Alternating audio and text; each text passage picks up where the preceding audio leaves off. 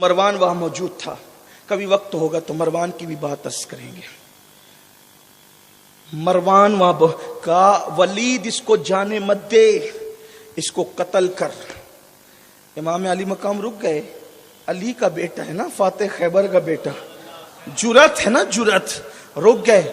ولید تو قتل کرے گا یا یہ قتل کرے گا مجھے؟ یہ جس کو ناک صاف کرنی نہیں آتی, امام نے کہا جس کو ناک, یہ سیدھے ہاتھ سے ناک صاف کرتا ہے, اس کو ناک صاف کرنے کا ڈھنگ نہیں ہے, یہ مجھے قتل کرے گا. ولید نے کہا آپ چھوڑیے اس کو, آپ تشریف لے جائیں. اور امام علی مقام تشریف لے گئے.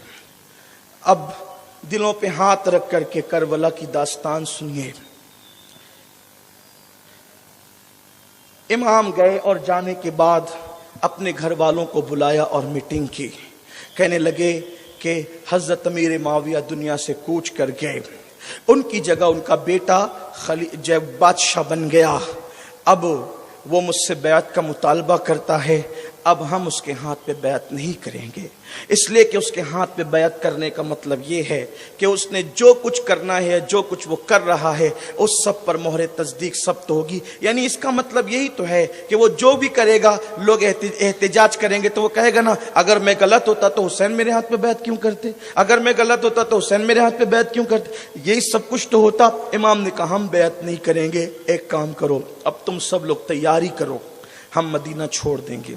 دیکھو نانا کی شریعت سے, نانا کے دین سے کتنا پیار ہے.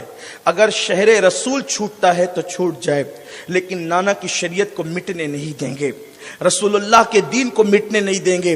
آپ غور کریں, 8 دن جب کوئی بندہ حج کو جانے کے بعد 8 دن مدینہ شریف میں رہتا ہے, 10 دن مدینہ شریف میں رہتا ہے, اور جب اس سے کہا جاتا ہے, ٹور والے کہتے ہیں یا کمپنی والے کہتے ہیں اب ہمیں چلنا ہے, نکل جانا ہے یہاں سے, امام اہل سنت نے بھی کہا ہے نا کہ ہو گیا دھک سے کلیجہ میرا, ہائے رخصت کی سنانے والے. اور ایک مقام پہ کہا ہے یا قافلتی زیدی اجلک رہ میں برحس لب تشن لبک, مورا جیا را لرجے درک درک, طیبہ سے ابھی نہ سنا جانا, طیبہ سے ابھی نہ سنا جانا, ابھی جانے کی مت سناؤ, میرا دل دھک دھک کرتا ہے یہ سن کر کے. میرے پیارے آقا صلی اللہ علیہ وسلم کے دیوانوں, وہ شہربانوں جو مدینہ منورہ تک آئی تھی اور پھر مدینے میں آ کر جو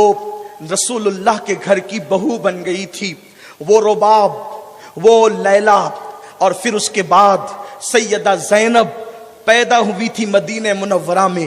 رسول اللہ نے جن کے کانوں میں اذانیں کہیں, جن کو اپنے لعاب سے گھٹی دی, حضرت سکینہ, حضرت ام کلثوم جو سیدہ زینب کی سگی بہن, حضرت صغرا فاطمہ, اس طرح سے حضور کا کنبہ پورا. اللہ اکبر. جیسے امام نے کہا اب ہم مدینہ چھوڑ دیں گے, بجلی سی لوگوں کے دلوں پر گری, اور ہائے اور آہو فغاں کا ایک ماحول گویا کہ بن گیا ہوگا. اہل بیت کے جو ہے وہ سامان اب باندھے جانے لگے اور شام کا انتظار ہونے لگا. جیسے ہی دوپہر کا سورج ڈھل کر شام کی آگوش میں گیا اور شام کے وقت سورج نے اپنا منہ مدینہ منورہ کے جو ہے وہ افق میں چھپایا, اور پھر دھیرے دھیرے اس نور والے شہر پر نورانی سیاہ رات نمودار ہونے لگی. تو سب اپنے اپنے گھروں کو بند کر کے, کوئی مصلی پہ رو رہا تھا, کوئی بستر پہ سو رہا تھا. اہل بیت کے گھروں کے اندر ایک کوہرام بپا تھا, جیسے قیامت صغرا قائم ہو گئی ہو.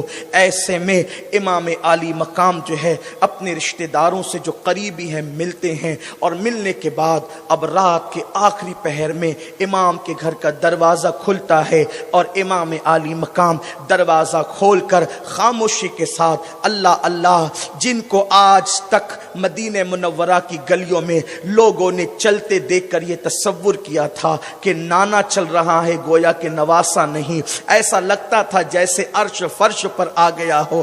آج وہ دبے پاؤں چپکے سے مدینے کی گلیوں میں چلتا ہے. ستم ظریفی حالات کی کل کس لوگوں نے دیکھا تھا, مدینے کی گلیوں نے دیکھا تھا کہ اسی حسین کو کندھوں پہ بٹھا کر نبیوں کا تاجدار صاحب براق جو ہے گلیوں میں لے کر کے پھر رہے ہوتے تھے، کبھی صدیق اکبر اپنے کندھوں پہ بٹھا کے پھر رہے ہوتے تھے، کبھی مولا علی اپنے کندھوں پہ بٹھا کے پھر رہے ہوتے تھے۔